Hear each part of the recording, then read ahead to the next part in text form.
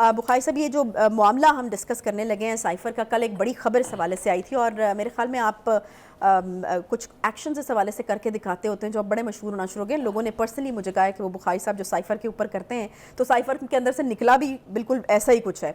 Cipher के हवाले से अब तहकीकात का मामला जो है वो खुल चुका है, कहाँ तक जाएगी बात? शाह महमूद कुरैशी तलब हो गए हैं, असद उमर को बुला लिया है, चेयरमैन PTI की तलबी का नोटिस भी वसूल करा लिया गया है, अब कहाँ तक जाएगी बात?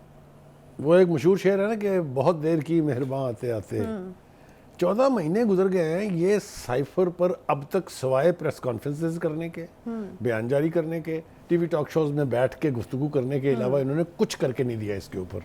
मैं समझता हूँ कि इससे बड़ी नाअहली इस हुकूमत की कोई हो नहीं सकती। यानी हमें यह बताया जा रहा है कि इसकी सज़ा क्या है। वो भाई सज़ा हमें पता है क्या है, ऑफिशियल सीक्रेट एक्ट के तहत भी ये आता है। ये बड़ा घिनौना जुर्म है। दो मुल्कों के ताल्लुकात जो हैं खान साहब ने दाव पर लगा दिए, अपने खिलाफ जो है वो अदम एतमाद की तहरीक को यानी नाकाम करने के लिए। सबूत किस चीज़ का चाहिए? सबूत तो इसके अंदर किसी का चाहिए ही नहीं है। एक ऑफिशियल सीक्रेट डॉक्यूमेंट था जिसको पब्लिक नहीं होना चाहिए था, जिसको PTI के चेयरमैन ने जलसाए आम में लहरा लहरा के उसके कंटेंट बताने की कोशिश की। फिर उसके बाद जब उनको ये बताया गया कि दो एपिक जो हमारी एजेंसीज हैं जिनकी दुनिया भर में शोहरत है, उन्होंने इसकी डिटेल्ड इंक्वायरीज की हैं, इसमें कोई हकीकत नहीं है, कोई साजिश आपके खिलाफ नहीं हुई है।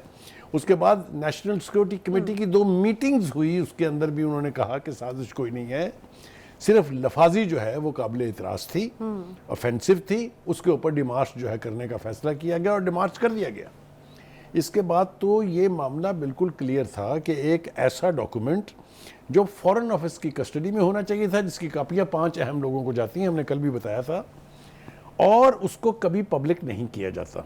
ये दोनों जुर्म तो अपनी जगह हैं। फिर तीसरा जुर्म ये है कि आप एक सरकारी डॉक्यूमेंट को उठा के अपने घर ले गए, और जब आप घर ले गए तो फिर उसके बाद आपने कहा कि वो चोरी भी हो गया।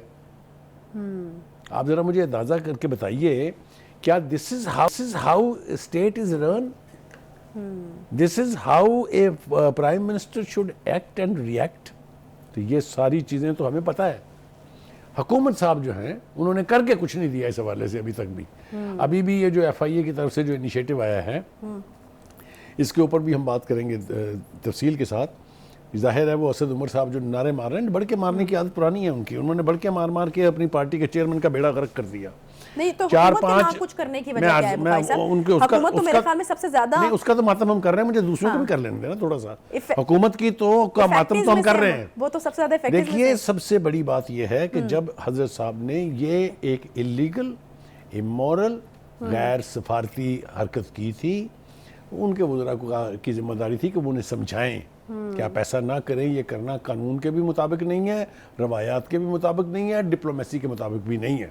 बजाय इसके उन्होंने उसके ऊपर जो नाराजनी की है, असद उमर साहब, शाह महमूद कुरैशी साहब, फवाद चौधरी साहब, नेम देम, सारे के सारे, वो शिबली फराद साहब भी वो एक चीज़ हैं। वो वालिद तो उनके खैर माशाल्लाह बहुत शोहरत याफ्ता थे, उनकी क्या शोहरत है वो मुझे आज तक समझ में नहीं आई है।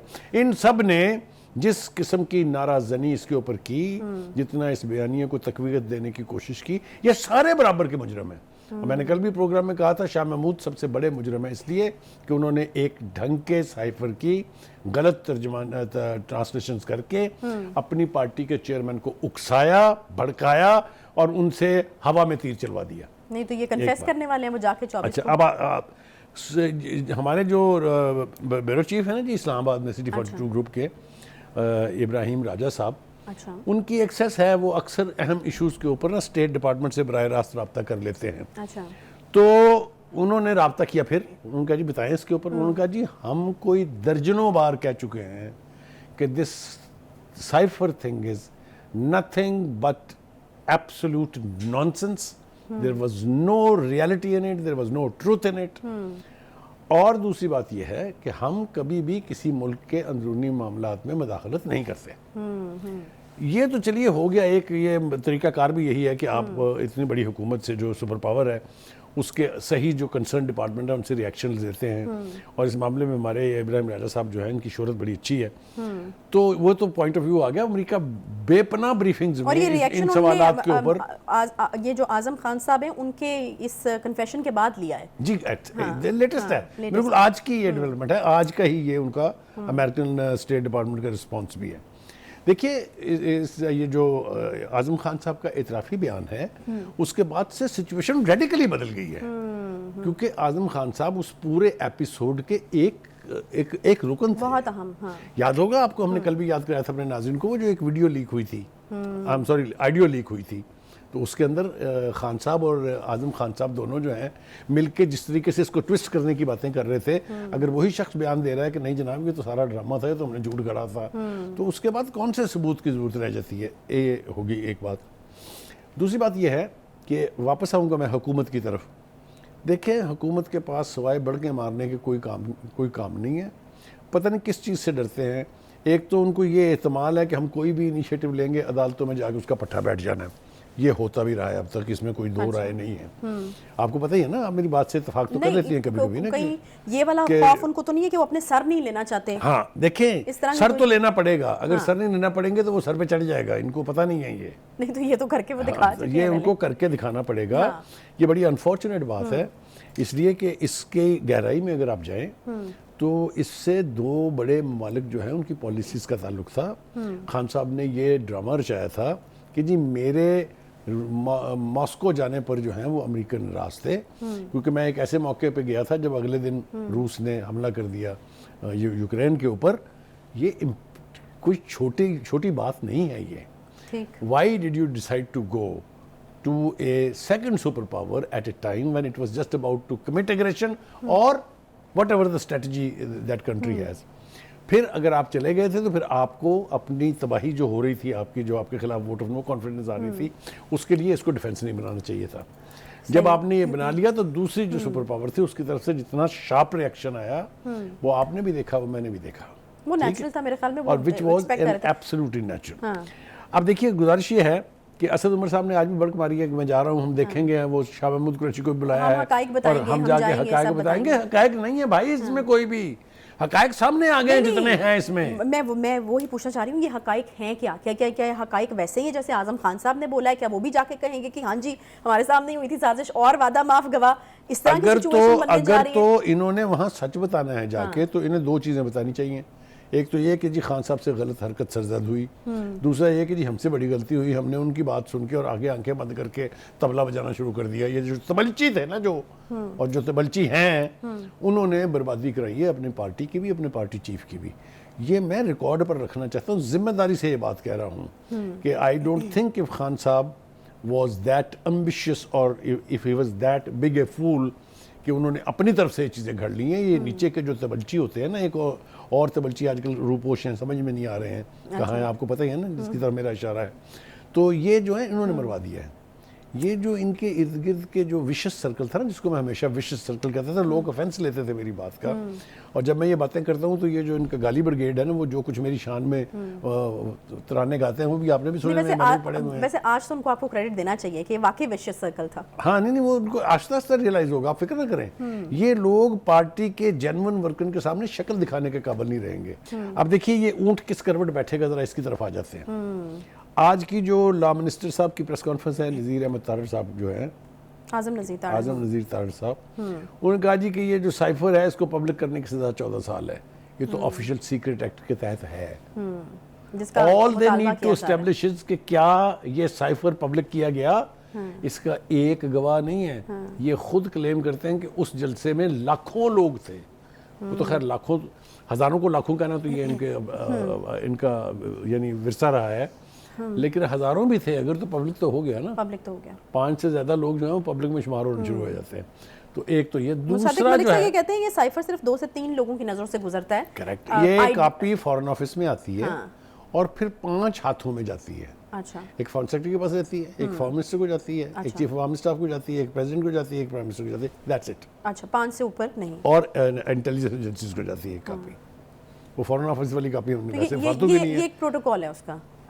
इस साइफर के ऊपर अगर कोई एक्शन इनिशिएट करना होता है तो ये 5 लोग फैसला करते हैं। सही है। लिहाजा जब ये साइफर आया तो फौरी तौर पर दोनों एपिक एजेंसीज जो है हमारी, ISI और MI, उन्होंने इनिशिएट की इन्वेस्टिगेशन कि इसकी हकीकत क्या है। और इससे पहले कि वो इसको पब्लिक करते, वो इस नतीजे पर पहुंच चुके थे कि इसमें कोई साजिश नहीं है, इसमें सिर्फ लफाजी गलत चुनी गई है, लफाजी को अदा करने का तरीका गलत था, उसी के ऊपर डिमार्च भी हुआ है। लिहाजा इस कहानी को इतना बड़ा अफसाना बना लेना कि जी मेरी हुकूमत तबाह करने के लिए साजिश हो गई, चलें अगर आप यहाँ तक भी रहते तो मैं कहता कि शायद आपकी बात में कोई वजन है। बाद में आपने फिर साबित करना शुरू किया कि नहीं नहीं, अमेरिका का तो कोई कसूर ही नहीं है इसमें, वहाँ कुछ नहीं हुआ, नहीं नहीं नहीं नहीं, ये इम्पोर्टेंट साजिश नहीं थी, ये तो यहाँ हैच की थी। किसने हैच की थी, फिर नाम आ गया उसका।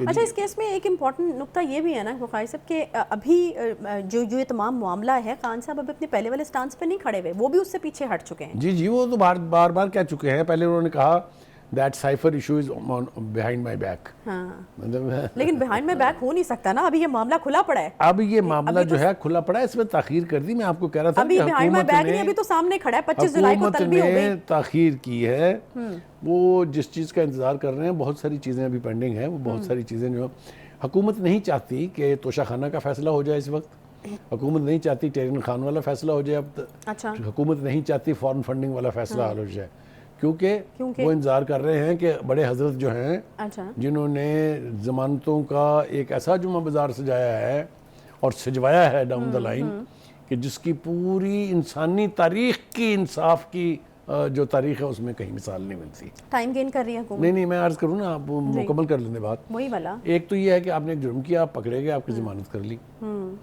आपने एक जुर्म किया, आप पकड़े नहीं गए, आपने प्री बेल अरेस्ट ले ली।